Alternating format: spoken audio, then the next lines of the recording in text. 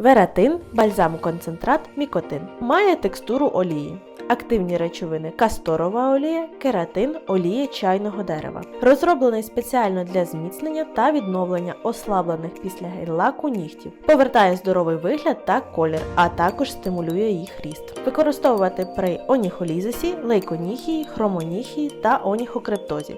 Зміцнює, відновлює та стимулює ріст нігтєвої пластини. Наносити по 1-2 краплі кожного дня на ніготь та шкіру навколо нього 1-2 рази на день.